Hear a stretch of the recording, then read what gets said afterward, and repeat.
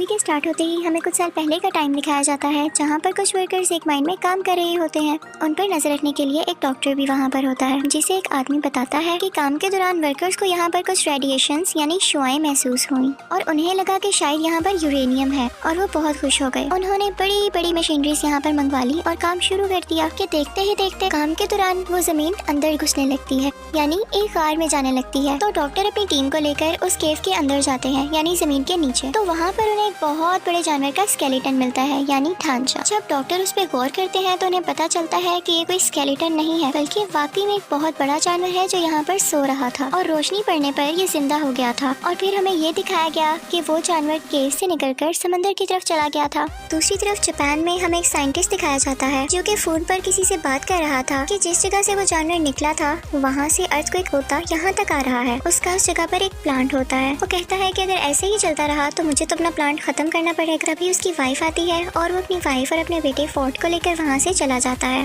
वो अपनी वाइफ से कहता है कि जो अर्थक्वेक के झटके आ रहे हैं ये मुझे कोई अच्छी बात नहीं लग रही, तो तब तक तुम मेरे प्लांट के पास मेरे कुछ टीम के साथ रहोगी। फिर हमें वही साइंटिस्ट एक लैब में दिखाया जाता है जो कि पता लगा रहा था कि असल में ये अर्थक्वेक के झटके आ कहाँ से रहे हैं, लेकिन उनमें से किसी को कुछ भी पता नहीं चल रहा था। तो वो कहता है कि सब मशीनरीज ऑफ कर दी जाएं, क्योंकि हम नहीं जानते कि ये झटके किस चीज के हैं और कहीं ये हमें नुकसान न पहुंचा दें। इसी के साथ वहाँ पर फिर से अर्थक्वेक आने लगता है और साइंटिस्ट की वाइफ भी वहाँ पर आ जाती है। वो वहाँ से भागने लगती है और चैम्बर में ब्लास्ट होने की वजह से एक पॉइजनस गैस यानी जहरीली गैस उसकी तरफ बढ़ने लगती है। साइंटिस्ट अपनी वाइफ को बचाने के लिए आगे बढ़ता है, लेकिन तब तक बहुत देर हो चुकी थी और गैस पूरी तरह से उस कैबिन में फैलने लगी थी। तो उसकी वाइफ उससे कहती है कि दरवाजा बंद कर दो, इससे पहले कि ये गैस यहाँ तक पहुँच जाए। और ना चाहते हुए भी साइंटिस्ट को वो दरवाजा बंद करना पड़ता है और इसके बाद वो काफी उदास हो जाता है क्योंकि उसकी वाइफ अंदर रह गई थी। वो उससे कहती है कि हमारे बेटे फोर्ट का ध्यान रखना, और इसी के साथ रेडिएशन की वजह से वो पूरा का पूरा प्लांट तबाह हो जाता है। फोर्ट भी ये सब कुछ अपने स्कूल से देख रहा था। अब हमें 15 साल बाद का वक्त दिखाया जाता है। फोर्ट अब एक फौजी बन चुका था और कुछ मंथ की ट्रेनिंग के बाद वो अपने घर वापस आया था। वो अब मैरिड था कि उसकी वाइफ को कॉल आती है कि फोर्ट के डैड को पुलिस ने पकड़ लिया है। फोर्ट अपने डैड से नफरत किया करता था क्योंकि वो समझता था कि उसकी मदर की डेथ उनकी वजह से हुई, लेकिन अपनी वाइफ के कहने पर वो उन्हें मिलने चला जाता है और जाकर अपने फादर को पुलिस से छुड़वा लेता है।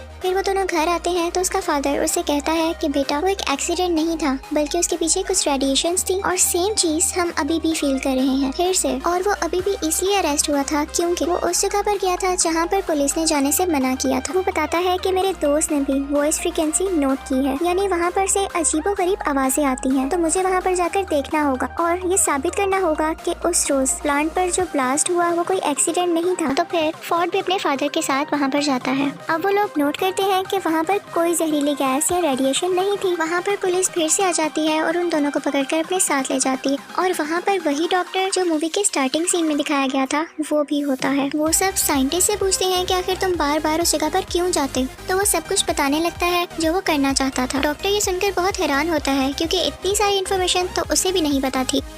वो वहाँ पर एक बहुत बड़ी पत्थर जैसी चीज पर कुछ एक्सपेरिमेंट्स कर रहे हैं। अचानक वो पत्थर हिलने लगता है तो वो लोग उस पर बिजली फेंकते हैं, यानी इलेक्ट्रिकल शॉक देते हैं। वो पत्थर टूट जाता है और उसके अंदर से एक बहुत बड़ा क्रिएचर बाहर आता है। वो बहुत ही ज्यादा बड़ा था और लोगों पर बिजली जैसी कोई चीज फेंक रहा था। और फिर हमें दिखाया जाता है कि वो जानवर खुद को कैद से आजाद करवाकर प्लांट से बाहर आ जाता है और वहाँ से उड़ जाता है। अगले दिन कैप्टन आते हैं और डॉक्टर को अपने साथ जाने का कहते हैं। डॉक्टर अपने साथ साइंटिस्ट और फोर्ट को भी ले लेता है, लेकिन इस वाकये में साइंटिस्ट काफी जख्मी हो चुका था। वहाँ पर जाकर उनका हेड उन्हें बताता है कि ये क्रिएचर कोई आम क्रिएचर नहीं। जब जमीन की रेडिएशंस कम होती गई तो ये समंदर की गहराइयों में चला गया ताकि ये वहाँ से अपनी एनर्जी ले सके। वो बताते हैं कि हमारी कंपनी को भी उसे ढूंढने के लिए बनाया गया था। वो आज तक नहीं मरा और उसका नाम गॉडजिला था और ये वही जानवर था जिसे लोग अर्थक्वेक समझ रहे थे। और वो चलता चलता यहाँ जापान के एक प्लांट में आ गया क्योंकि उसे कोई ऐसी जगह चाहिए थी जहाँ से वो बहुत सारी एनर्जी एक साथ ले पाता। इसी के साथ हमें दिखाते हैं कि साइंटिस्ट की वहाँ पर डेथ हो जाती है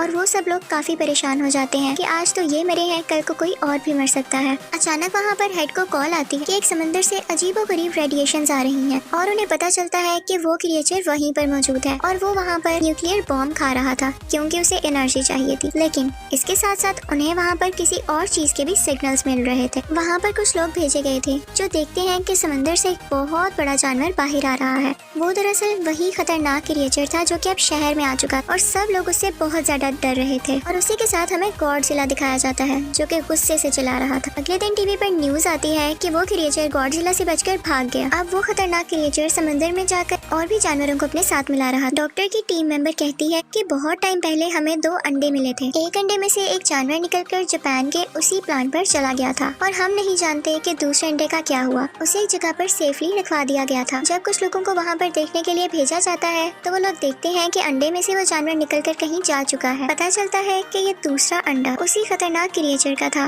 और वो उसमें से निकलकर किसी और शहर में जाकर तबाहियां मचा रहा था। इन दोनों को पुलिस ढूंढने लगती है। फिर हमें दिखाया जाता है कि डॉक्टर टीवी पर दूसरे क्रिएचर की फुटेज देख रहे होते हैं। वहाँ पर वो नोट करते हैं कि इस क्रिएचर के तो पर ही नहीं है जैसे पहले क्रिएचर के थे। रिसर्च करने पर उन्हें पता चलता है कि ये फीमेल है और पहला क्रिएचर मेल था। अब क्योंकि फोर्ड भी एक फौजी था तो उसे आर्मी के साथ हर जगह भेज दिया जाता है कि वो उन क्रिएचर्स को रोक सके। दूसरी तरफ हमें कैप्टन बताता है कि वो क्रिएचर्स बहुत तबाही कर रहे हैं। तो हेड उनसे कहता है कि हमें इन्हें एक बहुत ही खतरनाक बॉम्ब से उड़ाना पड़ेगा। तो कैप्टन कहता है कि इससे तो उन्हें फायदा होगा क्योंकि उन्हें न्यूक्लियर एनर्जी चाहिए और इससे वो और ज्यादा स्ट्रॉन्ग होंगे। तो हेड कहता है कि हम इसके सिवा कर भी क्या सकते हैं, रिस्क तो लेना होगा।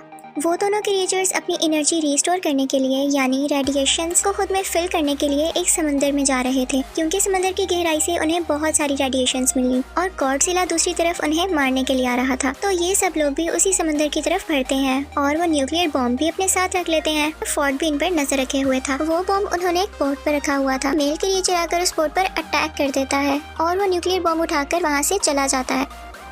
अब वो दोनों क्रिएचर्स उस बॉम्ब को लेकर वहाँ से दूर चले गए थे क्योंकि उन्हें वो चीज मिल गई थी जिससे उन्हें बहुत सारी एनर्जी मिलने वाली थी। आर्मी का और हेड का ये प्लान अब पूरी तरह जाया हो चुका था। वो लोग सोचते हैं कि हमसे तो कुछ भी नहीं हो पाएगा तो शायद गॉडजिला हम सबकी जान बचा ले। फिर हमें दिखाया जाता है कि वो क्रिएचर्स शहर में बहुत तबाही मचा रहे थे लेकिन लकीली गॉडजिला भी वहाँ पर आ जाता है और आर्मी भी वहीं पर थी। फिर हमें दिखाया जाता है कि गॉडजिला इस क्रिएचर के सामने आ जाता है और ये लोग लड़ने लगते हैं। ये बहुत ही बड़े थे और लड़ते लड़ते बहुत चीजें डिस्ट्रॉय कर रहे थे तो सब लोग पीछे हट जाते हैं। यहाँ पर अभी सिर्फ मेल क्रिएचर ही मौजूद था तो गॉडजिला उससे आसानी से लड़ पा रहा था और वो उसे मारने ही वाला होता है कि पीछे से फीमेल क्रिएचर आकर उस पर अटैक कर देती है और अब गॉडजिला इन दोनों से अकेला लड़ रहा था। यहाँ पर गॉडजिला के लिए उन दोनों को मारना काफी मुश्किल हो रहा था। दूसरी तरफ हमें दिखाया जाता है कि आर्मी को अंडरग्राउंड यानी जमीन के नीचे एक घोंसले में बहुत से अंडे मिलते हैं जो कि फीमेल क्रिएचर ने दिए थे और गॉडजिला के लिए उनको हराना काफी मुश्किल हो जाता। आर्मी वहाँ पर एक बॉम्ब पर टाइमर लगाकर बाहर आ जाती है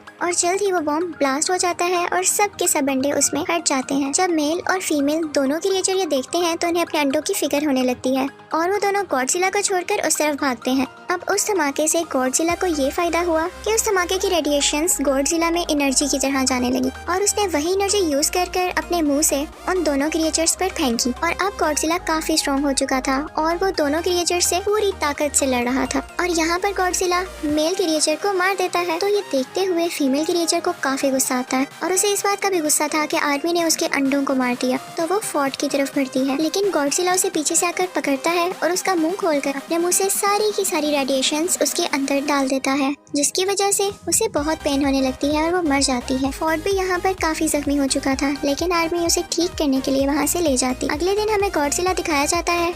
लोग समझ रहे थे कि वो मर चुका है लेकिन वो थक चुका था और अपनी आंखें बंद कर लेटा हुआ था कि अचानक वो उठता है और वापस समुद्र में जाने के लिए चलने लगता है। वो इनफैक्ट यहाँ पर किसी को कोई नुकसान नहीं पहुँचाने आया था। उसकी दुश्मनी तो बस उन खतरनाक क्रिएचर्स से थी और अब जैसा कि उसने उनको मार दिया तो वो वापस समुद्र में चला जाता है। और अब दिखाया जाता है कि फोर्ड भी अपनी बीवी और बेटे के पास चला गया था और सब कुछ यहाँ पर ठीक हो जाता है। इसी के साथ मूवी भी एंड होती है। Thank you for